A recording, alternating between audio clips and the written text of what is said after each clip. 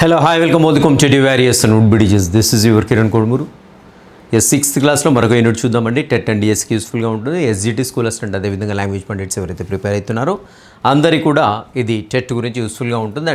TET paper 1 అదే paper 2 రెండింటికి కూడా యూస్ఫుల్గానే ఉంటుంది. రైట్, ఈ సెషన్లో మనం డిస్కస్ చేయబోయేటువంటి అంశం వచ్చేసి జంతువులు ఏమిటంటాయి. రైట్, ఈ సెషన్ యొక్క థీమ్ ఏంటి అని చూసినట్లయితే జంతువులు యాక్చువల్గా ఏ విధంగా ఆహారాన్ని గుర్తిస్తాయి, ఏ విధంగా కలెక్ట్ చేసుకుంటాయి, జంతువులు లేదంటే పక్షులు కావచ్చు, ఇతరత్ర జీవులు వాటి యొక్క శరీరంలోని ఏ భాగాలని ఆహారాన్ని గ్యాదర్ చేసుకోవడానికి ఉపయోగిస్తాయి, దీనిపైన మెయిన్ ఫోకస్ చేస్తూ సెషన్ అనేది రన్ అవుతూ ఉంటుంది. అండ్ అదేవిధంగా శాకాహారాలు అంటే ఏంటి, మాంసాహారాలు అంటే ఏంటి, ఉభయాహారాలు అంటే ఏంటి, అండ్ అదేవిధంగా రకరకాల పిక్చర్స్లో ఇచ్చినటువంటి పక్షుల యొక్క ముక్కులు, వాటి యొక్క ఆకారాలు, సో ఏ విధంగా ఎందుకు అలా పక్షుల యొక్క ముక్కులు ఆ రకంగా మార్పు చెందాయినటువంటి అంశాలన్నీ కూడా స్పృశిస్తూ వెళ్ళిపోదాం. అదేవిధంగా ఎగ్జామినేషన్ పాయింట్ ఆఫ్ వ్యూలో ఎగ్జామినర్ మన క్వశ్చన్ ఎక్కడి నుండి అడిగేందుకు ఛాన్స్ ఉంటుంది అనేటువంటి విషయాన్ని చర్చిస్తూ వెళ్ళిపోదామండి. రైట్, ఇక్కడ ఈ సెషన్లో ఇక్కడ ఈ ఫస్ట్ పేజ్లో చూసినట్లయితే వెరీ బాటమ్ లైన్లో వెరీ ఇంపార్టెంట్ పాయింట్ ఇది ఇక్కడ కనపడుతుంది మనకి. 600 మిలియన్ సంవత్సరాల పూర్వం ప్రీ క్రేంబియన్, గుర్తుపెట్టుకోవాలి తప్పకుండా, 600 మిలియన్ సంవత్సరాల పూర్వం ప్రీ కేంబ్రియన్ కాలంలో మొదటగా జంతువులు ఉద్భవించాయి. క్వశ్చన్ ఎలా అడిగే ఛాన్స్ ఉంటుంది అంటే ఇక్కడ చూసినట్లయితే మొట్టమొదటిగా జంతువులు ఏ కాలంలో ఉద్భవించాయి అని అడగవచ్చు, లేకుంటే ఎన్ని సంవత్సరాల పూర్వం ఈ యొక్క జంతువులు ఉద్భవించాయి భూమిపైనని అడిగేందుకు ఛాన్స్ ఉంటుంది. డెఫినెట్గా రెండు రకాలుగా అడగవచ్చు ఈ క్వశ్చన్ని. మొట్టమొదటిగా జంతువులు ఏ కాలంలో ఉద్భవించాయి, ప్రీ కేంబ్రియన్ కాలంలో. మొట్టమొదటిగా జంతువులు ఎన్ని సంవత్సరాల పూర్వం ఉద్భవించాయి, 600 మిలియన్ సంవత్సరాల పూర్వం ఉద్భవించాయి. రైట్, ఇవి రెండు పాయింట్లు తప్పకుండా గుర్తుపెట్టుకోవడానికి ప్రయత్నించండి. అండ్ అదేవిధంగా ఇక్కడ చిన్న పట్టికలో కొన్ని information already pre printed information మనకి ఇక్కడ కనపడుతుంది. అదేంటంటే పిచ్చుకల యొక్క ఆహారం ఏంటి అని వచ్చండి. పురుగులు అదేవిధంగా గింజలు. మనం జనరల్గా ఏంటంటే గింజలే అనుకుంటాం, కానీ పురుగుల్ని కూడా పిచ్చుకలు ఆహారంగా తీసుకుంటాయి. మరి ఏ విధంగా ఈ పిచ్చుకల ఆహారాన్ని వెతుకుతాయంటే జనరల్గా పక్షుల్లో చూసినట్లయితే దృష్టి జ్ఞానం ఎక్కువగా ఉంటుంది, గమనించాలి. పక్షుల్లో దృష్టి జ్ఞానం ఎక్కువగా ఉంటుంది, చూసి అదేవిధంగా ముక్కుతో ఏరుతాయి అవి. రైట్, ముక్కుతో ఏరుతాయి, ఏరేసి సింపుల్గా పిచ్చుకలనే ఆహారాన్ని గ్రహిస్తూ ఉంటాయి. అండ్ అదేవిధంగా కుక్క చూసినట్లయితే సాధారణంగా ఎముకలు అదేవిధంగా రొట్టె. ఇక్కడ ఒక్కసారి గమనించినట్లయితే కుక్క ఉభయాహారి అని చెప్తాం. అంటే ఇటు మొక్కల నుండి వచ్చేటువంటి ఆహారాన్ని తీసుకుంటుంది, రొట్టె అంటే అంతే కదా, గోధుమల నుండి తయారు చేస్తారు, అంటే మొక్కల నుండి వచ్చేటువంటి ఆహారాన్ని తీసుకుంటుంది. అదేవిధంగా ఇతరత్ర జంతువుల నుండి వచ్చేటువంటి అంటే చికెన్, మటన్ లాంటివి కూడా తింటుంటాయి. కాబట్టి ఇలాంటి జీవులను ఏమంటామంటే ఉభయాహారులు లేదంటే ఆమ్నివోరస్ అంటాం. సో సాధారణంగా కుక్కలు ఆహారాన్ని ఏ విధంగా గుర్తిస్తాయంటే వాసన చూడడం ద్వారా కుక్కలు ఆహారాన్ని గుర్తిస్తాయి. తప్పకుండా గుర్తుపెట్టుకోవాలండి. సో కుక్క ఏ రకంగా, పిచ్చుకలు అయితే మాత్రం ఏంటి, ఎలా ఆహారాన్ని చూస్తాయని ఎలా గుర్తుపడతాయంటే జస్ట్ చూసి గుర్తుపడుతూ ఉంటాయి, దట్స్ ఇట్. కుక్క మాత్రం వాసన చూసేసి. అండ్ ఇక్కడ చూసినట్లయితే ఇంకా ఒక్కసారి ఇక్కడ గమనిద్దాం. జంతువులు తినే ఆహారపు రకాలని బట్టి ఎన్ని ప్రధాన విలువలు వాడిని రైట్ తర్వాత చూద్దాం ఇది. సో ఇది క్వశ్చన్ ఇస్ వదిలిపెట్టాడు ఇక్కడ మనకి, తర్వాత పార్ట్లో డిస్కస్ చేయడం జరిగింది ఈ విషయాన్ని. రైట్, ఇక్కడ ఒక్కసారి గమనించినట్లయితే కొన్ని ఎగరలేనటువంటి పక్షులకు ఎగ్జాంపుల్స్ అయితే ఇచ్చాడు, తప్పకుండా గుర్తుపెట్టుకోవాలి. పక్షులు అనేక రకాలుగా ఉంటాయండి. దాంట్లో మనకు మేజర్గా వచ్చేసి ఎగిరే పక్షులు, ఎగరలేని పక్షులుగా చెప్తుంటాం. ఎగిరే పక్షులేమో సాధారణంగా గాల్లో ఎక్కువసేపు ఎగరగలుగుతాయి. ఎగరలేని పక్షులు ఎగిరితే కొంతమేర అలా ఎగిరేసి మళ్ళీ భూమిపై నడుస్తూ ఉంటాయి. ఇలాంటి పక్షులను ఎగరలేని పక్షులుగా చెప్తుంటాం. రైట్, వీడి ఎగ్జాంపుల్ ఇక్కడ ఇచ్చాడండి, పెంగ్విన్, ఆస్ట్రిచ్, చీము అదేవిధంగా రేహ. తప్పకుండా ఈ లిస్ట్ గుర్తుపెట్టుకోవాలి. ఈ లిస్ట్ గుర్తుపెట్టుకోవడానికి పియర్ అనేటువంటి పియర్ పండు, పియర్ ఎలా ఉంటుందండి, ఇలా లడ్డుగా ఉంటుంది కదా, లావుగా ఉంటుంది. లావుగా ఉండే ఏది కూడా ఎగరలేదు కదా. సో పియర్ అనేటువంటి ఒక ఫ్రూట్ని అయితే గుర్తుపెట్టుకోవడానికి ట్రై చేయండి. పి అంటే పెంగ్విన్, ఈ అంటే ఈము, ఏ అంటే ఆస్ట్రిచ్, అదేవిధంగా ఆర్ అంటే రేహా అండి. తప్పకుండా అది గుర్తుపెట్టుకోండి. ఎగరలేని పక్షులుకి ఎగ్జాంపుల్ ఇచ్చాడు. ఇక్కడ మనకు మేజర్గా మనకు పరిచయం ఉన్నటువంటి పక్షులు దీంట్లో పెంగ్విన్, ఆస్ట్రిచ్, చీము ఇవన్నీ కూడా పెద్దగా ఉంటాయి.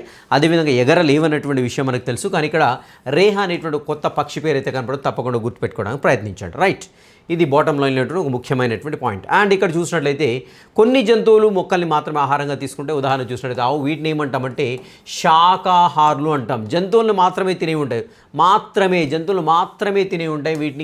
వీటిని ఏమంటామండి మాంసాహారులు. ఉదాహరణ ఇక్కడ నక్క ఇచ్చాడు, నక్క గుర్తుపెట్టుకోండి, ఓకేనా.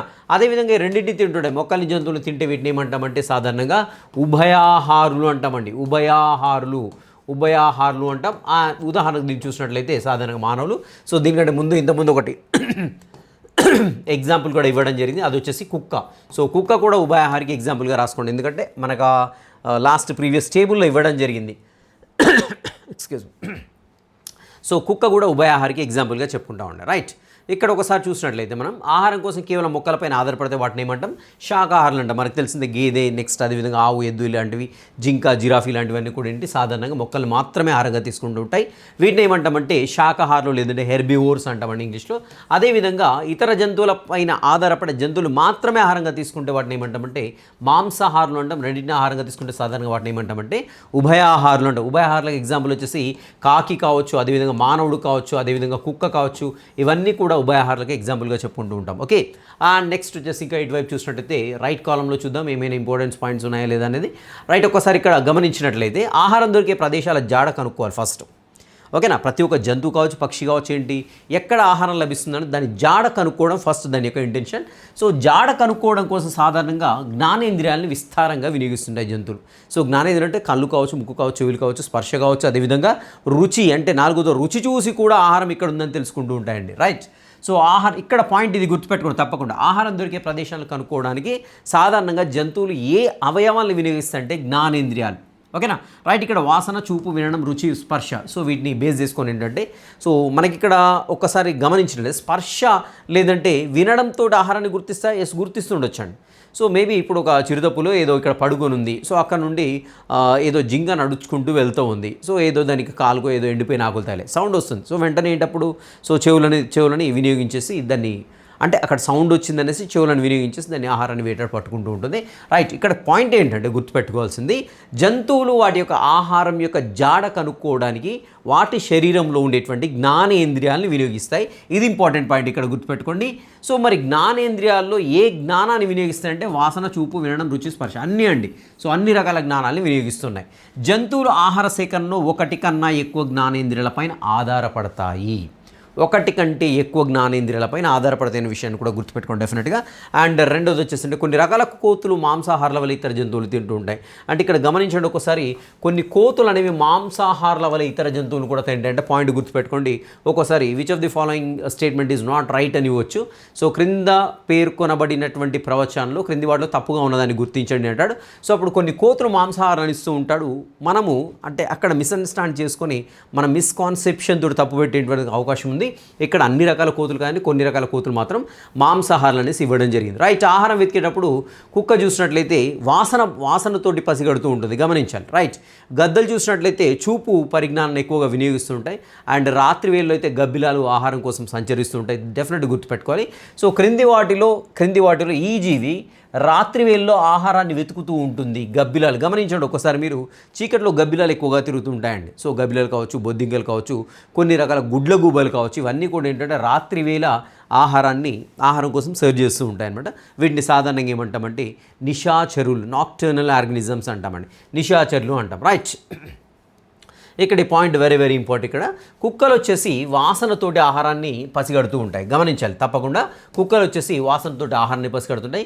గద్దలు వచ్చేసి దృష్టి జ్ఞానం పైన ఆధారపడతాయి. గద్దలు ఎంతో ఎత్తు మీద ఉండి కూడా ఆల్ ఆఫ్ సడన్ క్రింద ఏదన్నా దానికి సంబంధించిన ఒక పక్షి కానీ కోడిపిల్ల కానీ కనబడితే ఎంతో ఎత్తు నుండి మనం గమనించలేనటువంటి మన కంటికి కనిపించదాన్ని కూడా అంత దూరం నుండి కనిపించేసి సడన్గా వచ్చేసి పట్టుకొని వెళ్ళిపోతూ ఉంటుంది. కాబట్టి గద్దలు అనేవి దృష్టి జ్ఞానం పైన ఆహార సేకరణకు ఆధారపడుతూ ఉంటాయి. అదేవిధంగా గబ్బిలాలు వినికిడి మీద very very very very important అని గమనించండి.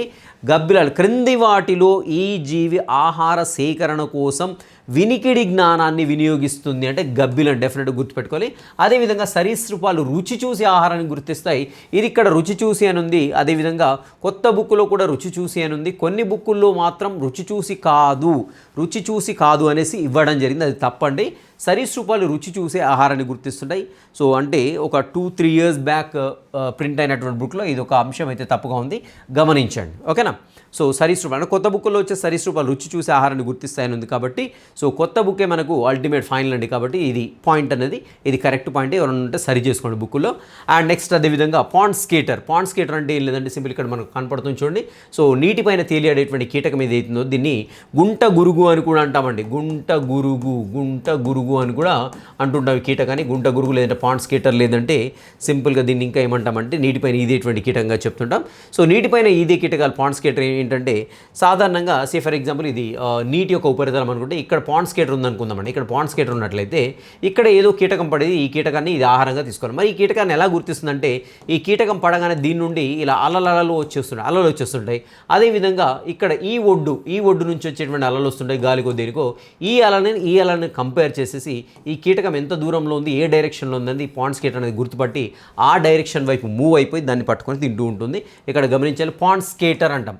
స్కేటింగ్ అంటే ఇలా జారిపోతూ ఉంటుంది. ఇది నీటి యొక్క ఉపరితలం పైన స్కేటింగ్ చేస్తున్నట్టుగా వెళ్తూ ఉంటుంది కాబట్టి దీన్ని పాండ్ స్కేటర్గా చెప్తూ ఉంటాం. ఇతర కీటకాలు తినేటువంటి ఒక నీటి కీటకం. నీటి ఉపరితలంపై పడ్డ కీటకాల వల్ల ఏర్పడేటువంటి అలలను గుర్తిస్తాయి. ఇలా వచ్చేటువంటి అలలు గుర్తిస్తాయి. అవతలి ఒడ్డు పైన ఏర్పడిన అలజడిని పోల్చి దూరాన్ని లెక్కించి తర్వాత కీటకాన్ని పట్టుకోవడానికి కదిలిపోతూ ఉంటుంది. ఇది సింపుల్, ఇక్కడ లాజిక్ ఇక్కడ ఏం లేదు. సో దీని నుంచి వచ్చే అలలు, దాని నుంచి వచ్చే అలలు, ఈ రెండు అలలను కంపేర్ చేసేసి ఎక్కడుంది కీటకం, ఎలా పట్టుకోవాలి, ఎంత స్పీడ్తో వెళ్ళాలి, ఎంత దూరంలో వెళ్ళాలి, ఏ డైరెక్షన్లో వెళ్ళాలనేసి మూవ్ అవుతూ అక్కడ పోయి దాన్ని పట్టుకొని తింటూ ఉంటుందండి. అండ్ అదేవిధంగా జంతువులను చూసినట్టయితే ముఖ్యంగా మనం 6 ప్రాథమిక సమూహాలుగా వర్గీకరించాం. జంతువులు అనగానే వెంటనే ఎన్ని సంవత్సరాల క్రితం జంతువులు ఉద్భవించిన పాయింట్ అని మీరు రికాల్ చేసుకోవడం ప్రయత్నించండి. 6,000 మిలియన్ సంవత్సరాలు. ఏ కాలంలో, సో ఏ యుగంలో అంటే ప్రీ కేంబ్రియన్ కాలంలో ఏంటంటే జంతువులు ఉద్భవించిన పాయింట్ ఇంతకుముందు ఫస్ట్ మనకి బాటమ్ లైన్లో కనపడింది. ఇలా రాగానే వెంటనే రికాల్ చేసుకోవడానికి అయితే ప్రయత్నించండి. రైట్, నెక్స్ట్ 6 ప్రాథమిక సమూహాలుగా వర్గీకరిస్తాను. అవి వచ్చేసి అకశేరుకాలు, అంటే వెన్నెముక లేనటువంటి అన్ని జీవులు కూడా అకశేరుకాలు చెప్తుంటాం. ఉదాహరణకు ఈగ కావచ్చు, దోమ కావచ్చు, బొద్దింక కావచ్చు, వానపాము కావచ్చు, నెక్స్ట్ సముద్ర నక్షత్రం కావచ్చు, లేకుంటే నత్త కావచ్చు, అండ్ అదేవిధంగా ప్లాటిహెల్మెంతిస్ సంబంధించిన కొన్ని రకాల జీవులు, ఇవన్నీ కూడా ఏంటంటే అకశేరుకాలుగా చెప్తూ ఉంటామండి. సో ఇక్కడ వచ్చేసి వెన్నెముక అనేది ఉండదు వీటికి, ఇవి అకశేరుకాలు. అండ్ మొత్తానికి 6 ప్రాథమిక సమూహాలు అన్నాం కదా, ఇది ఒక ప్రాథమిక సమూహం. అదేవిధంగా చేపలు, ఉభయచరాలు, సరీసృపాలు, పక్షులు, క్షీరదాలు. డెఫినెట్గా ఈ సీక్వెన్స్ ఏదో సీక్వెన్స్ ఖచ్చితంగా గుర్తుపెట్టుకోవడానికి ప్రయత్నించండి. ఏంటి అని చూసినట్టయితే చేపలు, ఉభయచరాలు, నెక్స్ట్ వచ్చే సరీసృపాలు, అండ్ దెన్ పక్షులు, క్షీరదాలు. ఇలా జంతువులను మొత్తం కూడా మనం ఎన్ని రకాల సమూహాలుగా వర్గీకరించామంటే 6 రకాల సమూహాలుగా వర్గీకరించడం జరిగింది. సో డైరెక్ట్గా క్వశ్చన్ అడగొచ్చండి, ఇది జంతువులను ఎన్ని రకాల ప్రాథమిక సమూహాలుగా వర్గీకరించడం 6. సో 6 ప్రాథమిక అంటే జంతువుల ప్రాథమిక సమూహాల్లో లేనిటువంటిది అనేసి దీంట్లో నుంచి 4 ఇచ్చేసి ఇంకోటి ఇవ్వచ్చు, లేదంటే దీంట్లోంచి ఒక 3 ఇచ్చేసి ఇంకోటి ఇవ్వడానికి అయితే ఛాన్స్ ఉంటుంది. రైట్, ఇక్కడ ఒకసారి గమనించినట్లయితే జంతువు ఆహార సేకరణ ఉపయోగించే శరీర భాగం, కోడికైతే ముక్కు ఇచ్చాడు, ఆవు, కుక్క, కప్ప, సో ఇవన్నీ ఎలా పట్టుకుంటాయి మనకు తెలిసిందే. అండ్ ఇక్కడ ఇంకోటి వాళ్ళే ఇవ్వడం జరిగింది. సింహం ఆహార సేకరణ కోసం దేన్ని వినియోగిస్తాయని చూసినట్టయితే కాళ్ళను వినియోగిస్తున్నాయి. కాళ్ళు ఎందుకంటే చాలా బలంగా ఉంటాయి, వేటాడడానికి, ఉరకడానికి ఉపయోగపడుతుంటాయి. అదేవిధంగా కాళ్ళకు ఉండేటువంటి గోర్లతోటి దాన్ని చీల్చదు, గమనించండి. చీల్చడానికేమో పళ్ళు, గోర్లు వచ్చేసి కాళ్ళకు ఉండేటువంటి గోర్లు వచ్చేసి దాని మీద పడి పట్టుకోవడం కోసం గోర్లు మాత్రం వినియోగించుకుంటాయి. అదేవిధంగా నోట్లో ఉండేటువంటి పళ్ళు ఏవైతేనో అవి మాంసాన్ని చీల్చడానికి సాధారణంగా వినియోగించుకుంటూ ఉంటాయి. రైట్,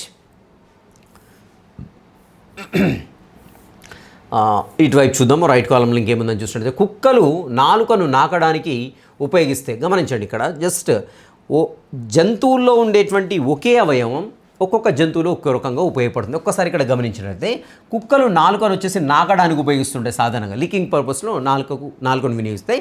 కానీ కప్ప మాత్రం ఏంటంటే మింగడానికి ఉపయోగిస్తూ ఉంటుందండి. సింపుల్గా కప్ప యొక్క టంగ్ అనేది చాలా స్టిక్కీగా ఉంటుంది, చాలా జిగురుగా ఉంటుంది.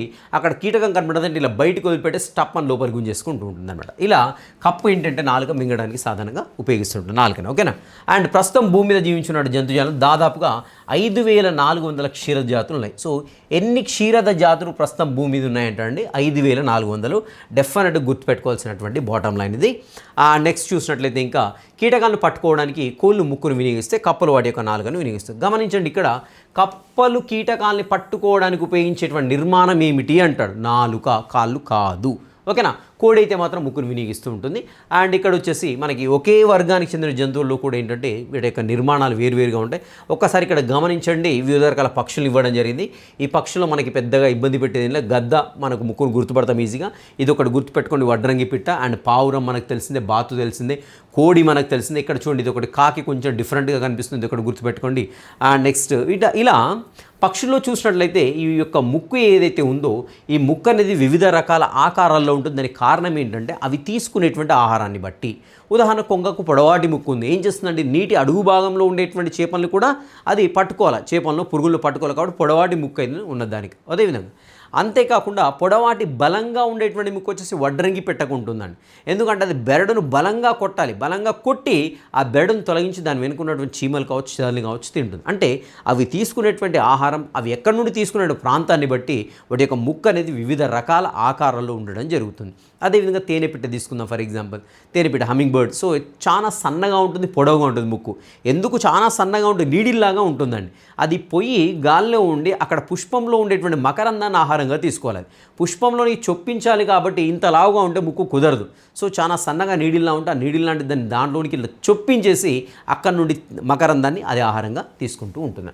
సో ఇలా అవి తీసుకునేటువంటి ఆహారాన్ని ఆ ఎక్కడి నుండి తీసుకునే ప్రదేశాన్ని బట్టేసి పక్షుల యొక్క ముక్కులు అనేవి రకరకాల ఆకారాల్లో రూపొందించబడ్డాయి అన్నమాట. రైట్, ఒక జంతువు తినేటువంటి ఆహారం దాన్ని సేకరించే విధానమే వాటి యొక్క ఆహారపు అలవాటు. అయితే వెరీ వెరీ ఇంపార్టెంట్ పాయింట్ గుర్తుపెట్టుకోండి. ఒక జంతువు తినే ఆహారం దాన్ని సేకరించే విధానమే వాటి యొక్క ఆహారపు అలవాటుగా మారుతుంది. సో క్రింది వాటిలో ఏ విషయాలు లేకుంటే క్రింద పేర్కొనబడిన ఏ అంశాలు ఒక జంతువు యొక్క ఆహారపు అలవాటుగా మారుతుంది అంటాడు. ఏంటి అది తినే ఆహారం, అదేవిధంగా సేకరించేటువంటి విధానం. సో ఆ జంతువు యొక్క ఆహారపు అలవాటుగా మారుతూ ఉంటుంది అంట. డెఫినెట్గా గుర్తుపెట్టుకోండి. అండ్ ఇవన్నీ కూడా డెఫినెట్గా ఒకసారి చూసుకోండి సరిపోతుంది. ఇక్కడ కాకి గురించి ఒకసారి అయితే కాకి అనేది కొంచెం డిఫరెంట్గా ఉంది, గుర్తుపెట్టుకోండి అది. అండ్ స్పంజికలు అనేటువంటి జీవులు ఏవైతే ఉంటాయో, సో ఇవి అకశేరుక వర్గానికి చెందిన జీవులు ఇవి. సో ఈ స్పంజికలు ఏంటంటే ఒకే ప్రాంతంలో ఉంటాయి, సంవత్సరాల తరబడి ఒకే ప్రాంతంలో అతుక్కొని పోయి ఉంటాయండి. సో వీటిని ఏమంటామంటే స్థానబద్ధ జీవులు ఉంటాయి, ఎక్కువ కాలం ఒకే ప్రదేశంలో స్థిరంగా ఉంటాయి. క్రింది వాటిలో స్థానబద్ధ జీవులు లేదంటే ఒకే ప్రదేశంలో జీవితాంతం మొత్తం కూడా ఒకే ప్రదేశంలో నివసించేటువంటి జీవులను గుర్తించండి అంటాడు. స్పంజికలు ఆన్సర్ అవుతుంది. అండ్ రైట్, వివిధ రకాలైన ఆహారాన్ని తీసుకోవడం వల్ల పక్షుల ముక్కుల్లో వైవిధ్యం అంటే ఏం లేదండి, రకరకాలుగా ఉండడాన్ని వైవిధ్యం అంటాం సింపుల్గా. ఇంతకుముందు చూసాం కదా, పక్షుల యొక్క ముక్కులు అనేవి రకరకాలుగా ఉంటాయి కాబట్టి ముక్కుల్లో వైవిధ్యం అంటాం. సో కళ్ళ యొక్క రంగు డిఫరెంట్ ఉంది, కళ్ళల్లో వైవిధ్యం అంటాం. చర్మం యొక్క రంగులో డిఫరెంట్ చర్మం యొక్క రంగులో వైవిధ్యం అంటే భిన్నంగా, తేడాగా, రకరకాలుగా ఉండడాన్ని వైవిధ్యంగా చెప్తుంటాం. ఇక్కడ పక్షుల యొక్క ముక్కులు వైవిధ్యాలు ఉండడానికి కారణం ఏంటి, వెరీ ఇంపార్టెంట్ పాయింట్. అవి తీసుకునేటువంటి అవి ఏ రకమైనటువంటి ఆహారాన్ని తీసుకుంటాయి దాన్ని బట్టేసి పక్షుల యొక్క ముక్కుల్లో వైవిధ్యం అనేది మనకు కనిపిస్తూ ఉంటుందన్నమాట. ఓకే, అండ్ ఇక్కడ ఒకసారి చూసినట్లయితే రైట్, నెక్స్ట్ వచ్చేసి వడ్రంగి పిట్టకు ఇక్కడ ముక్కులు ఇచ్చాడండి, ముక్కుల గురించి ఇచ్చాడు. ఖచ్చితంగా క్వశ్చన్ వచ్చేందుకు అయితే ఛాన్స్ ఉంటుంది, గమనించండి. అది టెట్ కావచ్చు లేదంటే డిఎస్సిలో కావచ్చు, క్వశ్చన్ వచ్చేందుకు ఛాన్స్ ఉంటుంది. అండ్ వడ్రంగి పిట్టకు చూసినట్లయితే బలమైన పొడవాటి ముక్కు ఉంటుంది. గమనించాలి, ఇక్కడ ముక్కు యొక్క ఆకారాన్ని వర్ణిస్తూ పక్షినైనా అడగొచ్చు, లేదంటే ఒక పక్షిని ఇచ్చేసి దాని యొక్క ముక్కు యొక్క ఆకారాన్ని అడగొచ్చు. రెండు రకాలుగా ఉంటుంది ఛాన్స్ ఇక్కడ క్వశ్చన్ అడిగేందుకు. మరొక అంశం ఏంటంటే వడ్రంగి పిట్ట యొక్క ఆహారం ఏమిటి అంటే, ఇక్కడ పక్షి యొక్క ముక్కు, దాని యొక్క ఆకారం గుర్తుపెట్టుకోవాలి. అండ్ అదేవిధంగా దాని యొక్క ఆహారాన్ని కూడా తప్పకుండా గుర్తుపెట్టుకోవాలి. ఆకారం, ముక్కు యొక్క ఆకారం, అది తీసుకునేటువంటి ఆహారం. రైట్, ఇక్కడ వడ్రంగి పిట్టకు బలమైన పొడవాటి ముక్కు ఉంటుంది, అది ఇంపార్టెంట్ అక్కడ. రైట్, ఇక్కడ ఏం చేస్తుందంటే చెట్ల బెర్రలు ఏవైతే ఉంటాయో, చెట్ల యొక్క బెర్రలు ఉంటాయి కదా, సో అంటే కాండం పైన ఉండేటువంటి లేయర్ ఏదైతే ఉంటుందో, సో ఆ లేయర్ని తొలగించేసి దాని క్రింద ఉండేటువంటి చీమలను, చెదలను, పురుగులను ఆహారంగా తీసుకుంటారు. ఇంపార్టెంట్ ఇదండి. వడ్రంగి పిట్ట యొక్క ఆహారం ఏంటి అంటాడు. ఏంటి? చీమలు, చెదలు, పురుగులు. అండ్ అదేవిధంగా కొంగ తన పొడవాటి ముక్కు, కొంగ యొక్క ముక్కు ఎలా ఉంటుందని పొడవాటి ముక్కు, గమనించాలి, పొడవాటి ముక్కు చేపల్ని పడుతూ ఉంటుంది. అండ్ గద్దల్ని చూసినట్లయితే గద్ద యొక్క ముక్కు బలంగా కొక్కెంలా ఉంటుంది, గమనించాలి. బలంగా ఉంటుంది, కొక్కెంలా ఉంటుంది, గమనించాలి. బలంగా ఉంటుంది, కొక్కెంలా ఉంటుంది. సో బలంగా వంకర తిరిగి ఉందన్నప్పుడు మాత్రం చిలుక అవుతుంది ఆన్సర్, గమనించాలి. బలంగా కొక్కెంలా అంటే గద్ద అవుతుంది. అండ్ అదేవిధంగా బలంగా వంకర తిరిగి అంటే ఆన్సర్ చిలుక అవుతూ ఉంటుంది. ఓకే, అండ్ గద్ద ముక్కు చూసినట్టు బలంగా ఉంటుంది, కొక్కెంలా ఉంటుంది. ఇది జంతువుల మాంసం చీల్చడానికి ఉపయోగపడుతుంది. ఓకేనా, గద్ద కాళ్ళతో ఆహారాన్ని పట్టుకుంటుంది, చీల్చడానికి మాత్రం ముక్కును వినియోగిస్తుంది. ముక్కు ఏ రకంగా ఉంటుంది? బలంగా ఉంటుంది, అదేవిధంగా కొక్కెంలాగా ఉంటుంది. Important point. అండ్ అదేవిధంగా చిలుక యొక్క ముక్కును చూస్తుంటే బలంగా ఉంటుంది, వంకర తిరిగి ఉంటుంది. ఇక్కడ వంకర ఇంపార్టెంట్. సో కానీ ఇక్కడ బలంగా ఉంది, ఇక్కడ బలంగా. క్రింది వాటిలో బలమైన ముక్కును కలిగి ఉన్నటువంటి జీవులను గుర్తించండి, లేకుంటే క్రింది వాటిలో బలమైన ముక్కును కలిగి ఉన్న పక్షులను గుర్తించండి.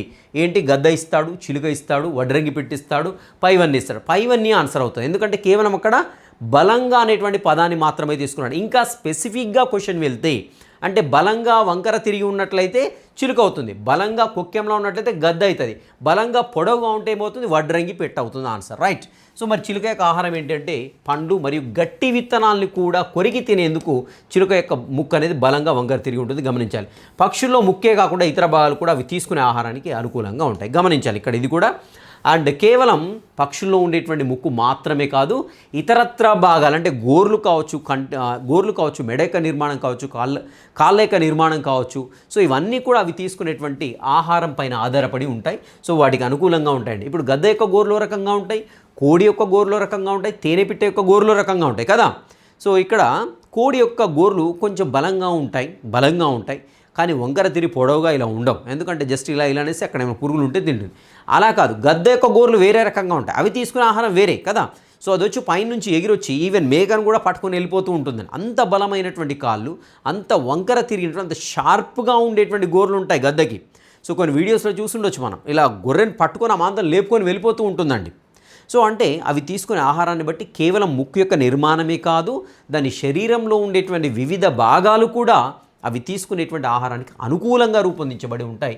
ఆ విషయాన్ని గమనించండి. ఓకే.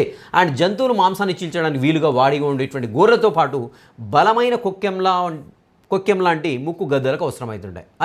రైట్. ఇక్కడ ఒకసారి గమనించినట్లయితే బలమైన కొక్కెం లాంటి ముక్కు ఎవరికి ఉంటుంది? దేనికి ఉంటుంది? గద్దకు ఉంటుంది. దేనికి ఉపయోగపడుతుంది? మాంసాన్ని చీల్చడానికి. జంతువులు మాంసాన్ని చీల్చడానికి దేనికి అంటే ఏ పార్ట్స్ని వినియోగిస్తాయని ఒకసారి గమనించినట్లయితే గోర్లతో పాటు ముక్కును కూడా వినియోగిస్తాయన్నట్టు ఇక్కడ పాయింట్ అయితే కనపడుతుంది మనకి. జంతువులు మాంసాన్ని చీల్చడం కోసం గోర్లు ఉపయోగిస్తాయి, అదేవిధంగా ముక్కును, అంటే పక్షులు లాంటివి అయితే ముక్కును వినియోగిస్తాయి, జంతువులు లాంటివి అయితే మాత్రం ఏం వినియోగిస్తున్నాయి? గోర్లను వినియోగిస్తున్నాయి. గమనించాలి. అండ్ తేనెపిట్ట ముక్కు ఎలా ఉంటుందండి? పొడవాటి సన్నని ముక్కును కలిగి ఉంటుంది. క్రింది వాటిలో పొడవైన ముక్కుని కలిగి ఉండేటువంటి పక్షి ఇది అంటాడు. కొంగ కూడా ఉంది, గమనించండి. ఇంతకుముందే కొంగ వచ్చేసింది. కొంగ పొడవాటి అన్నప్పుడు కొంగ పెట్టొచ్చు, తేనెపిట్ట పెట్టొచ్చు. అలా కాకుండా క్వశ్చన్లో స్పెసిఫిక్గా వెళ్ళిపోయాడు అనుకోండి, ఏంటి క్రింది వాటిలో ఏ పక్షికి పొడవైన సన్నని ముక్కు ఉంటుంది అన్నప్పుడు ఏమవుతుంది? ఆన్సర్ అది తేనెపిట్ట అవుతుంది. కేవలం పొడవాటి అన్నప్పుడు తేనెపిట్ట అవుతుంది, కొంగ కూడా అవుతుంది. గమనించాలి. రైట్. నెక్స్ట్ ఒకసారి ఇక్కడ గమనించండి. వడ్డంగి బిడ్డ గురించి మాట్లాడడం అయిపోయింది కదా. రైట్. ఇక్కడ కాకులు మరియు గద్దలండి. కాకులు మరియు గద్దలు రెండింటిని కూడా మనం ఏమంటామంటే సహజ పారిశుద్ధ్య కార్మికులు అంటాం. ఎందుకు కాకులు గద్దలు సహజ పారిశుద్ధ్య కార్మికులు అంటే ఏదైనా చనిపోయినప్పుడు వాటిని తినేస్తూ ఉంటాయండి. ఓకేనా. ఏమైనా కుళ్ళిపోతున్నప్పుడు వాటిని తినేస్తూ ఉంటాయి. అండ్ అదేవిధంగా మనం ఏమైనా వృధాగా పారేసినటువంటి ఆహార పదార్థాలు ఏమైనా బయట పడేసామనుకోండి, అవి తినేస్తూ ఉంటాయి. ఏవేవి? కాకులు మరియు గద్దలు. కాకులు మాత్రమే కాదు, కాకులతో పాటు మీరు ఇంకేం గుర్తుపెట్టుకోవాలి? గద్దలు కూడా గుర్తుపెట్టుకోండి. వీటిని ఏమంటాం? సహజ పారిశుద్ధ్య కార్మికులుగా చెప్తూ ఉంటాం. కృత్రిమ పారిశుద్ధ్య కార్మికులు మనకు వచ్చేటువంటి మున్సిపాలిటీ వాళ్ళు ఉంటారు, వాళ్ళు చాలా హెల్ప్ చేస్తారు మనకు, అన్నీ కూడా నీట్గా చేసుకుంటారు. వాళ్ళు కృత్రిమ. ఈ సహజం వచ్చేసి మనకి ఏంటంటే గద్దలు మరియు అండ్ అదేవిధంగా కాకులు. అండ్ జంతువులు వచ్చేసి పరపోషకాలు అంటాం. ఆహారాన్ని వేరే జీవుల నుండి గ్రహిస్తాయి కాబట్టి అన్ని రకాల జంతువులు దాదాపుగా మనం పరపోషకాలుగానే పరిగణిస్తూ ఉంటాం. అండ్ అదేవిధంగా ఇక్కడ కప్ప ఆహారాన్ని ఎలా సేకరిస్తుంది అనేటువంటి పాయింట్ అయితే మనకి ఇక్కడ కనపడుతుంది. అండ్ కప్ప యొక్క నాలుగు వచ్చేసి జిగటగా ఉంటుందండి. సో జిగటగా ఉండేసి అది కీటకం ఎక్కడ ఉంటే అటువైపు ఇలా విసిరేసి ఇలా పట్టేసుకుంటుంది అనమాట. అండ్ కప్ప జిగురుగా ఉండేటువంటి నాలుక సహాయంతో కీటకాన్ని లాక్కొని మింగేస్తూ ఉంటుంది. అది ఒకటి గుర్తుపెట్టుకోండి. జిగురుగా ఉండేటువంటి నాలుక ఆహారాన్ని పట్టుకోవడానికి, మింగడానికి కప్పలో వినియోగించబడుతుంది. అండ్ ఇక్కడ చూసినట్లయితే ఇంకా శాకాహారులు, ఇక్కడ ఆవు, మేక, బర్రె, గొర్రె, జిరాఫీ ఉంటే ఏనుగు, జింక మొదలైనవి వచ్చేసి పచ్చి లేదా ఎండు గడ్డి. గమనించాలి. పచ్చిగడ్డిని తింటాయి, ఎండుగడ్డిని తింటాయి, అదేవిధంగా ఆకులను తింటాయి, కొమ్మలను కూడా తింటూ ఉంటాయండి. గమనించండి. ఇక్కడ గడ్డి, ఆకులు, కొమ్మల్ని ఆహారంగా తీసుకుంటే శాకాహారులు. అక్కడ ఇచ్చినటువంటి అన్ని జంతువుల పేర్లు గుర్తుపెట్టుకోండి. ఇవి సాధారణంగా మనకి ఇళ్లలో కనపడే, ఇవన్నీ కూడా ఇళ్లలో కనపడతాయి. ఏంటి? ఆవు, మేక, బర్రె, గొర్రె కనపడతాయి. జిరాఫీ, ఒంటె, ఏనుగు, జింక, ఇవి నాలుగిటి ఆహారం కూడా అదే అండి. గమనించాలి. వాటిని అన్నింటిని కూడా ఏమంటాం? శాకాహారులుగా పరిగణిస్తూ ఉంటాం. అండ్ ఇక్కడ రైట్ సైడ్ చూసినట్టయితే ఒకసారి గమనించండి. ఆవు, గేదె, ఉంటే ఇక్కడ ఒంటెను గుర్తుపెట్టుకోండి. ఎందుకంటే మనం ఆవు, గేదెను చూస్తాం సాధారణంగా. మన ఇళ్ళలో ఉంటాయి, ఇళ్ళ చుట్టుపక్కల ఉంటాయి కాబట్టి ఆవులు, గేదెలు ఏం చేస్తాయంటే ఎక్కడైనా ఆహారం లభించినప్పుడు గబాగబా అవి మింగేసిన తర్వాత వాటి జీర్ణాశయంలో ఒక సంచి వంటి తిత్తి ఉంటుందండి. ఆ తిత్తిలో పోయి స్టోర్ అయిపోతుంది టెంపరీగా, తాత్కాలికంగా నిల్వ ఉంటుంది. ఎప్పుడైతే లెజర్గా ఉంటాయో అవి ఖాళీ సమయాల్లో హాయిగా చెట్ల కింద పడుకొని మింగింది ఏదైతే ఉంటుందో ఆ యొక్క ఆహారాన్ని గబగబా నమిలి మింగినటువంటి నమలవు.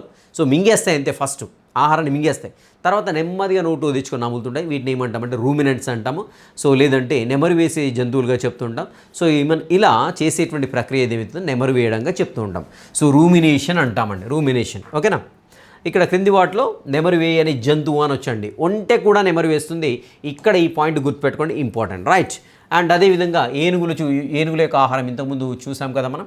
ఏనుగుల యొక్క ఆహారం ఏంటి అని చూసినప్పుడు మొక్కల యొక్క ఆకులు, కొమ్మలు, పండ్లను కూడా తింటూ ఉంటాయి. సో అక్కడ మనకు లాస్ట్ ఇక్కడ ఇచ్చాడు ఏదైతే ఏనుగు ఇచ్చాడో ఇక్కడ పండ్లు ఇవ్వలేదు, ఒకసారి గమనించండి. అండ్ ఇక్కడ చూసినట్టయితే మనకి ఏంటంటే ఏనుగుల యొక్క ఆహారం వచ్చేసి ఆకులు, కొమ్మలు మరియు పండ్లను కూడా తింటాయని ఇచ్చాడు. అండ్ ఇంకొకటి వచ్చేసి crane fly larva. Crane fly అనేది చిన్న కీటకం అండి. ఆ కీటకం గుడ్డు పెట్టినప్పుడు గుడ్డు నుంచి లార్వా వస్తుంది. ఇది లార్వా దశలో విపరీతమైన ఆహారాన్ని తింటూ ఉంటుంది. ఇంకా ఎలా తింటుందంటే ఇది పెరిగి పెద్దైన తర్వాత ఇంకెలాంటి ఆహారాన్ని ముట్టుకోదు, అంత ఆహారాన్ని తింటూ ఉంటుంది. గమనించండి, క్రేన్ ఫ్లై లార్వా దశలో ఉంటుంది. క్రేన్ ఫ్లై అనేటువంటి కీటకం చిన్న కీటకం లార్వా దశలో ఉన్నప్పుడు ఎక్కువగా ఆహారాన్ని తింటుంది. ఇంకా ప్రౌఢజీవి అంటే పెద్దగా మారిన తర్వాత దానికి అసలు ఆహారం తినవలసినటువంటి అవసరం లేదు. ఒక్కసారి ఇది గమనించండి, లార్వా దశలో అధికంగా ఆహారాన్ని తీసుకొని ప్రౌఢ దశలో ఆహారాన్ని తీసుకోనటువంటి జీవిని గుర్తించండి అంటాడు. ఏంటి? Crane fly. గమనించాలి, రైట్. అండ్ అదేవిధంగా జంతువులో నీలి తిమింగలం అనేది చాలా పెద్దది. సో భూమిపైన, నీటిపైన మొత్తం అయితే మనకి మన భూగోళం పైన ఉండేటువంటి జీవుల్లో అతిపెద్ద జీవి ఏది అంటే నీలి తిమింగలం. సో బ్లూ వేల్ అంటాం, బెల్నాప్టెరా మస్కులస్ అంటాం దీన్ని. అండ్ దీని యొక్క బరువు చూసినట్లయితే 110 నుండి 160 టన్నులు ఉంటుందండి. 110 నుండి 160 టన్నుల బరువును కలిగి ఉంటుంది. గమనించాలి, రైట్. ఇక్కడ చూసినట్లయితే ఇంకా వేటాడే జంతువులు చూద్దామండి. వేటాడే జంతువులు మనకు తెలిసి సింహం కావచ్చు, పులి కావచ్చు, ఇలాంటివన్నీ కూడా వేటాడుతుంటాయి. వేటాడే జంతువులకు పరిగెత్తడానికి బలమైన కాళ్ళు ఉంటాయండి. పట్టుకోవడానికి పదునైన గోర్లు ఉంటాయి. గోర్లు దేనికి ఉపయోగపడుతున్నాయి? కాళ్ళు దేనికి ఉపయోగపడుతున్నాయి? అదేవిధంగా మాంసం చీల్చడానికి ఉపయోగపడేటువంటి నిర్మాణాలు ఏంటి, శరీర నిర్మాణాలు ఏంటి అని చూసినట్లయితే ఇక్కడ వేటాడే జంతువులకు ఉరకడానికి బలమైన కాళ్ళు ఉన్నాయి. ఓకేనా? అదేవిధంగా ఆహారాన్ని పట్టుకోవడానికి గోర్లు ఉన్నాయి, ఆహారాన్ని చీల్చడానికి పదునైన దంతాలు ఉన్నాయి. గమనించాలి. సో ఇక్కడ వేటాడే జంతువుల్లో శరీర నిర్మాణాల్లో ఏ శరీర నిర్మాణం ఏం పనిచేస్తున్నటువంటి విషయాన్ని తప్పకుండా గుర్తుపెట్టుకోండి. అండ్ అదేవిధంగా కుందేళ్లకు, ఉడతలకు కూడా పళ్ళు ఉంటాయి, మనకు తెలిసినటువంటిది. సో ముందుండేటువంటి పళ్ళు చాలా షార్ప్గా ఉంటాయి. సో కుందేళ్ళు, ఉడతలు వాటి యొక్క ఆహారాన్ని కూడా తప్పకుండా గుర్తుపెట్టుకోండి. గింజలు, దుంపలు, ఆకులండి. ఆకుల్ని కూడా కుందేళ్ళు, ఉడతలు తింటుంటాయి. ఇవన్నీ కూడా ఎలా తింటాయి? కొరికి తింటాయి. ఇవేమో చీల్చి తింటాయి, అవేమో కొరికి తింటాయి. గమనించాలి, ఓకేనా? రైట్. వాటి యొక్క ఆహారాన్ని గుర్తుపెట్టుకోండి. కుందేళ్ళు, ఉడతల యొక్క ఆహారం ఏంటి? గింజలు, దుంపలు, ఆకులండి. అండ్ నెక్స్ట్ ఇక్కడ ఇంకా చూసినట్లయితే ఒక్కసారి గమనించండి, ఇక్కడ ఇది బాతు ముక్కు అండి. ఇది బాతు ముక్కు. ఇక్కడ బాతు ముక్కులో చూసినట్లయితే మనకి బాతు అంటే పక్షి, అంటే పక్షి ముక్కులో దంతాలు ఉండవు అని అనుకుంటాం కదా, కానీ ఇక్కడ కూడా చిన్న దంతాలు ఉంటాయి. సో ఇది ఏం చేస్తుందంటే మొత్తం నీటిని అమాంతంగా, ఎక్కడైతే నీటిలో పురుగులు ఎక్కువగా ఉంటాయి ఆ పురుగులతో సహా నీటిని మొత్తం కూడా ఇలా మింగేస్తూ ఉంటుంది. సో మింగిన తర్వాత ఏం చేస్తుందంటే నీరు మొత్తం కూడా నోట్లోకి వస్తుంది కదండి, నీరంతా కూడా నోట్లో వస్తుంది కదా. నోట్లో వచ్చినప్పుడు ఏమవుతుందంటే దీంట్లో ఉండేటువంటి పురుగులు కూడా ఉంటాయి, దీంట్లో చిన్న పురుగులు ఉంటాయి కదా. సో అప్పుడు ఏం చేస్తుంది, ఈ యొక్క ముక్కు ఏదైతే క్లోజ్ చేసి మిగిలినటువంటి నీటిని మాత్రమే బయటికి పంపించేస్తుంది. పండ్లు ఏంటంటే అప్పుడు వడపోత సాధనంలా ఉపయోగపడతాయి. గమనించాలి, బాతులో కావచ్చు, చేపలో కావచ్చు ఈ యొక్క దంతాలు నమలడానికి ఉపయోగపడవు. ఏంటి? ఆహారాన్ని క్యాప్చర్ చేయడానికి ఉపయోగపడతాయి. క్యాప్చర్ అంటే ఏంటి? పట్టేసుకోవడానికి, అంటే నీటిని లోపల తీసుకొని సో నోటిని మూసేసి ఆ పళ్ళ సందులో నుండి నీటిని బయటికి పంపించేస్తాయి. పళ్ళ సందులో ఏమైతాయండి? ఆహార పదార్థం ఏదైతే ఉంటుందో పురుగులు అవన్నీ కూడా చిక్కుపడుతుంటాయి. కాబట్టి ఈ యొక్క బాతులో కావచ్చు, చేపల్లో కావచ్చు పండ్లు లేదంటే దంతాలు అనేవి వడపోత సాధనాలుగా వినియోగించబడతాయి. రైట్. బాతు యొక్క నోట్లో కూడా పండ్లు ఉంటాయి. ఇవి వచ్చేసి పండ్లు అనేవి వడపోత సాధనంగా ఉపయోగపడతాయి. గమనించాలి. అండ్ నీలి తిమింగలం, సో జంతువుల్లో అతిపెద్ద జంతువు నీలి తిమింగలం అని చెప్పుకున్నాం. దాని యొక్క బరువు కూడా ఇంతకుముందు డిస్కస్ చేసాం, 110 నుండి 160 టన్నులు. అండ్ దీని యొక్క పొడవు ఒకసారి గమనించండి, 20 నుంచి 30 మీటర్ల యొక్క పొడవు, 20 నుంచి 30 మీటర్ల పొడవు. డెఫినెట్గా దాని యొక్క పొడవును కూడా గుర్తుపెట్టుకోవడానికి ప్రయత్నించండి.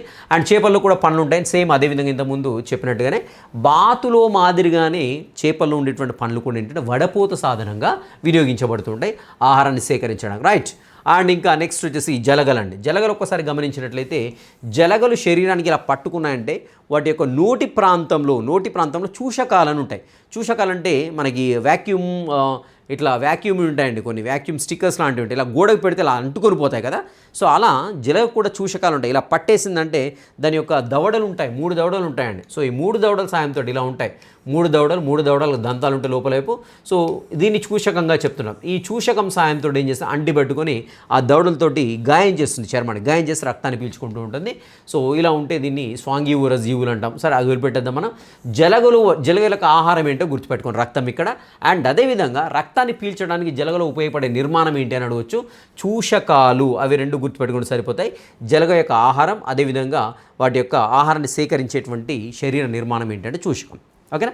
క్వశ్చన్ ఎలా అడగవచ్చు ఇక్కడ, క్రింది వాటిలో ఈ జీవి తన యొక్క ఆహారాన్ని గ్రహించడానికి చూషకాలను ఉపయోగిస్తుంది అంటే జలగ ఆన్సర్ అవుతుంది. ఓకేనా. సో జలగలో ఏ శరీర నిర్మాణం దాని యొక్క ఆహారం గ్రహించడానికి ఉపయోగపడుతుంది? చూషకాలు. జలగ యొక్క ఆహారం ఏంటి? రక్తం. రక్తాన్ని ఆహారంగా గ్రహించేటువంటి జీవి ఏదైతే ఉంటుందో అది తన యొక్క శరీర నిర్మాణంలో ఏ భాగాన్ని వినియోగిస్తుంది? చూషకం. ఓకేనా. రక్తాన్ని ఆహారంగా తీసుకునే జీవిని గుర్తించండి, జలగ. ఇలా ఎన్ని రకాలను క్వశ్చన్ ఫామ్ చేయడానికి అయితే ఛాన్స్ ఉంటుంది. అండ్ ఇంకొకటి గమనిద్దాం, ఇక్కడ ఒక్కసారి చూద్దామంటే రైట్ సైడ్ చూసినట్లయితే కొన్ని జీవులు ఏంటంటే మనకి రాత్రిపూట మాత్రమే తిరుగుతుంటాయి, తిరిగేసి వాటి యొక్క ఆహారాన్ని సేకరిస్తుంటాయి. మనకు సాధారణంగా ఇళ్లలో కనపడే బొద్దింకలు కనపడుతుంటాయి, దగ్గర కొన్ని రకాల కీటకాలు కనపడుతుంటాయి, అండ్ అదేవిధంగా గబ్బిలాలు కనపడుతుంటాయి, గుడ్లగూబలు కనపడుతుంటాయి, ఎలుకలు కనపడుతుంటాయి. ఇవన్నీ కూడా రాత్రిపూట సంచరిస్తూ అవి ఏం చేస్తాయి, వాటి యొక్క ఆహారాన్ని గ్యాదర్ చేసుకుంటూ ఉంటాయి. ఇలా రాత్రిపూట సంచరించేటువంటి జీవులు నాక్టర్నల్ ఆర్గానిజమ్స్ లేదంటే నిశాచర జీవులుగా చెప్తున్నాం, నిశాచరులు అంటామండి. సో ఇక్కడ మనకు కొన్ని ఎగ్జాంపుల్స్ ఇవ్వడం జరిగింది, ఒకసారి గమనించండి. బొద్దింకలు, ఎడారి సరీసృపాలు, ఎలుకలు, గుడ్లగూబలు, గబ్బిలాలు, మాత్ రెక్కల పురుగు అంటాం. రెక్కల పురుగు సేమ్ సీతాకోకచిలుక మాదిరిగానే ఉంటుంది, కానీ ఇది రెస్టింగ్ పొజిషన్లో ఎక్కడైనా వాలినప్పుడు ఏంటంటే దాని రెక్కలు ఇలా కిందికి ఉంటాయి. సీతాకోకచిలుకల రెక్కలేమో ఇలా పైకి ఉంటాయి. సో మాతల యొక్క రెక్కలేమో ఇలా కిందికి ఉంటాయండి. సో అలా ఉంటే అది మాత్, ఇలా పైకి ఉంటే మాత్రం సీతాకోకచిలుక గుర్తుపెట్టుకోండి. ఈ మాత్ రెక్కల పురుగులు, ఇవి కీటకాలు ఏవైతే ఉన్నాయో ఇవన్నీ కూడా రాత్రి వేళ ఆహారం కోసం బయటకు వచ్చేస్తుంటాయి, ఆహారాన్ని సేకరిస్తుంటాయి. కాబట్టి వీటిని ఏమంటామంటే నిశాచరులుగా చెప్తున్నారు. రాత్రి వేళలో ఆహారాన్ని సేకరించేటువంటి జీవులు. ఎగ్జాంపుల్స్ ఏవైతే ఉన్నాయో ఇక్కడ ఖచ్చితంగా గుర్తుపెట్టుకోవాల్సినటువంటి అవసరం ఉంది. ఓకే. అండ్ బొద్దింకలు, ఎడారి సరీసృపాలు, ఎలుకలు, గుడ్లగూబలు, గబ్బిలాలు, మాత్రలు, ఇవన్నీ కంపల్సరీ గుర్తుపెట్టుకోండి. అండ్ బాటమ్ లైన్లో చూసినట్టు ఒక పాయింట్ అయితే కనపడుతుంది మనకి. 150 మిలియన్ సంవత్సరాల పూర్వం, 150 మిలియన్ సంవత్సరాల పూర్వం జంతువులు ఎన్ని సంవత్సరాల పూర్వం ఏర్పడ్డాయండి? ఒకసారి రీకాల్ చేసుకోవడానికి ప్రయత్నించండి. ఇక్కడ 150 మిలియన్ సంవత్సరాల పూర్వం మీసోజోయిక్ యుగంలో సరీసృపాల నుంచి పక్షులు ఉద్భవించాయి. మీసోజోయిక్ యుగంలో ఉద్భవించిన సరీసృపాలు కాదు, ఏంటి? పక్షులు. మీసోజోయిక్ యుగంలో ఉద్భవించిన ఏంటి? పక్షులు. పక్షులు ఎక్కడి నుండి ఉద్భవించాయి? సరీసృపాల నుండి ఉద్భవించాయి. సరీసృపాల నుండి పక్షులు ఎన్ని సంవత్సరాల పూర్వం ఉద్భవించాయి? 150 మిలియన్ సంవత్సరాల పూర్వం ఉద్భవించాయి. సరీసృపాల నుండి పక్షులు ఏ యుగంలో ఉద్భవించాయి? మీసోజోయిక్ యుగంలో ఉద్భవించాయి. మీసోజోయిక్ యుగంలో ఉద్భవించినటువంటి జీవులను గుర్తించండి, పక్షులు. సో ఇలా చూడండి, ఒకటే పాయింట్ కనపడుతుంది. దీని నుంచి ఒక 10 రకాల ప్రశ్నలు తయారు చేయడానికి అయితే ఛాన్స్ ఉంటుంది, గమనించాలి. నెక్స్ట్ ఆహారపు గొలుసు. ఆహారపు గొలుసు అంటే వెరీ సింపుల్ అండి. ఆహారం కోసం జీవులు ఒకదానిపైన ఒకటి ఒక గొలుసు మాదిరిగా ఆధారపడుతుంటాయి. దీన్ని ఏమంటామంటే ఆహారపు గొలుసు అంటాం. ఉదాహరణకు చూసినట్టయితే గడ్డి ఉంటుంది, గడ్డిని తింటూ కీటకం ఉంటుంది, కీటకాన్ని తింటూ కప్ప ఉంటుంది, కప్పని తింటూ పాము ఉంటుంది, పాముని తింటూ గద్ద ఉంటుంది. ఇలా ఆహారం కోసం ప్రకృతిలో ఒక జీవి పైన మరొక జీవి ఒక గొలుసు మాదిరిగా ఆధారపడితే దీన్ని ఏమంటామంటే ఆహారపు జాలకం లేదా ఫుడ్ చైన్గా చెప్తూ ఉంటామండి. సో ఈ ఫుడ్ చైన్ ఏదైతే ఉందో ఎప్పుడు కూడా సరళ రేఖలో ఉండదు, సరళ రేఖలో ఉండదు. సార్ మరి మీరు చైన్ అంటారు కదా, చైన్ ఎప్పుడు కూడా స్ట్రైట్ లైన్లోనే ఉంటుంది కదా అంటే స్ట్రైట్ లైన్లోనే ఉంటుంది చైన్. కానీ ఇక్కడ ఆహారపు గొలుసు అనేది ఒక జీవి ఒకే ఆహారపు గొలుసులో ఉండదు ఎప్పుడైనా, గమనించండి. సో ఉదాహరణ ఇక్కడ చూద్దామండి. ఇక్కడ ఫస్ట్ గడ్డి, ఓకేనా. నెక్స్ట్ ఇక్కడ వచ్చేసి సంథింగ్ మిడత అనుకుందాం. సో మిడత అనుకుందాం. మూడోది వచ్చేసి కప్ప అనుకుందాం. అండ్ నాలుగోది వచ్చేసి పాము అనుకుందాం. ఐదోది వచ్చేసి గద్ద. ఇది ఒక ఆహారపు గొలుసు. మరి ఈ మిడత అనేటువంటి లేదంటే కప్ప అనేటువంటి జీవి ఏదైతే ఉందో ఈ జీవి కేవలం ఈ ఆహారపు గొలుసులోనే ఉంటుందా? ఉండదు. ఇంకో ఆహారపు గొలుసు కూడా లింక్ అయి ఉండొచ్చు. సో కప్పను కేవలం పామే ఆహారంగా తీసుకుందంటే కప్పను ఉదాహరణకు చూసినట్టయితే గద్ద కూడా డైరెక్ట్గా దాన్ని ఆహారంగా తీసుకునేటువంటి ఛాన్స్ ఉంది. సో మరి కప్పని కేవలం గద్దనే తీసుకుంటుందంటే కప్పని పిల్లి కూడా పట్టుకొని తినేటువంటి ఆస్కారం అయితే మనకు కనపడుతుంది. అంటే ఇక్కడ ఒక చైన్ ఫామ్ అవుతుంటుంది మళ్ళీ, రైట్. ఇక్కడ ఒక చైన్. కప్ప కేవలం మిడతని ఆహారంగా తీసుకుని ఇంకే దేన్ని తీసుకుంటే ఇతరత్ర ఇంకా కొన్ని కీటకాలను కూడా ఇది ఆహారంగా తీసుకుంటుంది. సో ఇలా అనేక చైన్స్ ఏవైతే ఉన్నాయో ఆహారపు గొలుసులు అనేవి ఒకదానికి ఒక లింక్ అయి ఉంటాయి. ఇలా ఉంటే దీన్ని ఏమంటామంటే ఆహారపు జాలకం అంటాం. దీన్ని ఏమంటాం? ఫుడ్ వెబ్ అంటామండి, ఫుడ్ వెబ్. సో కాబట్టి మీరు గుర్తుపెట్టుకోవాల్సిన పాయింట్ ఏంటంటే ఇక్కడ ప్రకృతిలో ఉండేటువంటి జీవులు ఏవైతేనో ఆహారం కోసం ఒకదానిపైన ఒకటి నిరంతరం ఆధారపడుతూ ఉంటాయి. సో దీన్ని ఆహారపు గొలుసు అంటాం. ఆహారపు గొలుసు ఎప్పుడు కూడా సరళ రేఖ మాదిరిగా ఉండదు. ఎందుకంటే ఒక ఆహారపు గొలుసు ఇంకో ఆహారపు గొలుసుతో తప్పకుండా లింక్ అయింటే దీన్ని ఏమంటామంటే ఆహారపు జాలకంగా చెప్తున్నాం, ఫుడ్ వెబ్ అంటాం. ఓకే.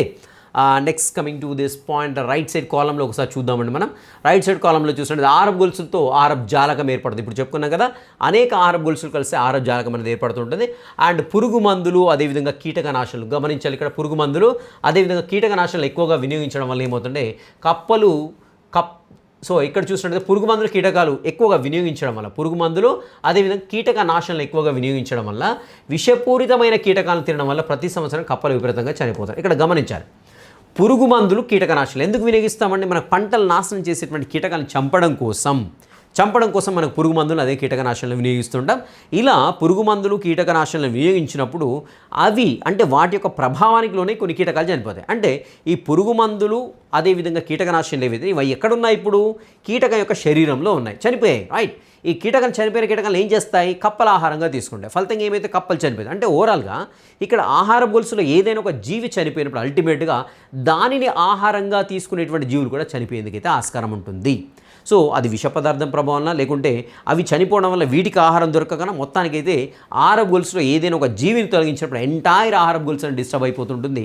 దానిలో ఒకదానిపైన ఒకటి ఆధారపడేటువంటి జీవులు కూడా చనిపోయేందుకైతే ఆస్కారం ఉంటుంది. అండ్ ఫైనల్గా అది దేనిపైన ఎఫెక్ట్ ఇస్తుందంటే మళ్ళీ మనిషి పైన ఎఫెక్ట్ ఇస్తూ ఉంటుంది. అండ్ అదేవిధంగా చీమల ప్రపంచం చూసినట్లయితే ఇక్కడ చీమలు అదేవిధంగా తేనెటీగలు ఇవి చూసినట్లయితే మంచి సంఘజీవనానికి ఎగ్జాంపుల్గా అంటే కలిసిమెలిసి జీవిస్తూ ఉంటాయి. సో ఒకదానికి కూడా సాయం చేసుకుంటూ ఉంటాయి, ఏది ఏ పని చేయాలో డిసైడ్ చేసుకుంటూ ఉంటాయి. సో ఇలా ఉంటే దాన్ని ఏమంటారు, సంఘజీవనంగా చెప్పుకుంటాం. చీమల ప్రపంచం చూసినట్లయితే ఇక్కడ మనకి చీమలు ఎన్నో రకాల పనులు చేస్తుంటాయి. సో ఇక్కడ వాటిలో ముఖ్యంగా చీమల్లో రకరకాల చీమలు ఉంటాయండి. మగ చీమలు ఉంటాయి, ఆడ చీమలు ఉంటాయి, కూలి చీమలు ఉంటాయి, సో రాణి చీమ ఉంటుంది, ఇలా రకరకాల చీమలు ఉంటాయి. వీటిల్లో మనకి అనేక రకాల పనులు చేసేటువంటి కూలి చీమలు ఉంటాయండి. అదేవిధంగా రక్షణ చర్యలు చేపట్టేటువంటి సైనిక చీమలు ఉంటాయి.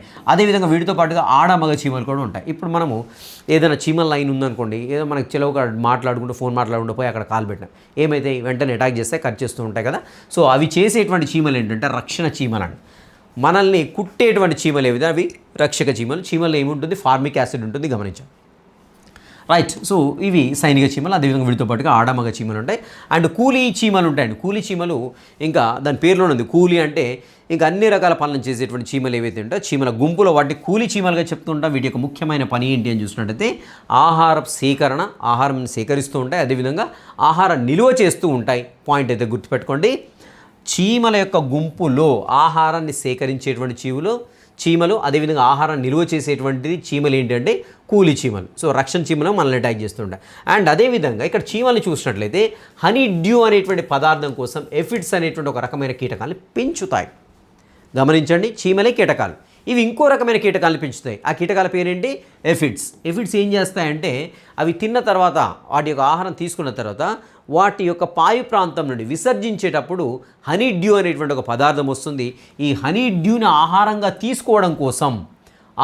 తీసుకోవడం కోసం చీమలు వేటి పెంచుతాయి, ఎఫిడ్స్ అనేటువంటి ఒక రకమైనటువంటి కీటకాలని పెంచుతాయి. గమనించాలి ఇక్కడ.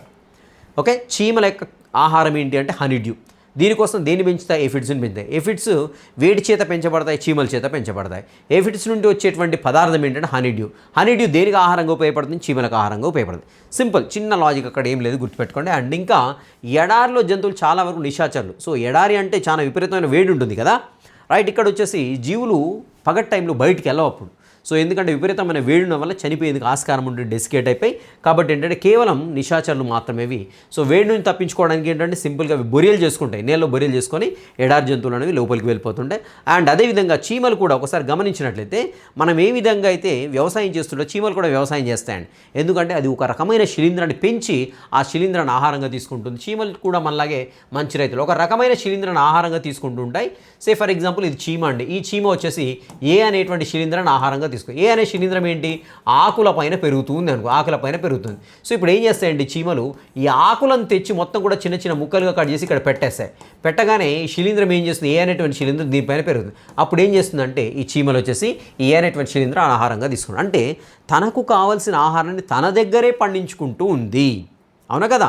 చీమలు ఏం చేస్తున్నాయి, ఆకులు తీసుకొచ్చేసి ముక్కలు కట్ చేసి అన్ని ఒక బెడ్ లాగా తయారు చేస్తాయి. అప్పుడు అక్కడ శిలీంధ్రం డెవలప్ అయింది. ఆ శిలీంధ్రాన్ని చీమల ఆహారంగా తీసుకుంటుంటే గమనించండి. ఆకులు చిన్న ముక్కలు కత్తిరించి ఒక పాన్పోలా తయారు చేసి అందులో శిలీంధ్రాన్ని పెంచి తర్వాత వచ్చేసి ఆహారంగా తీసుకుంటుంటే.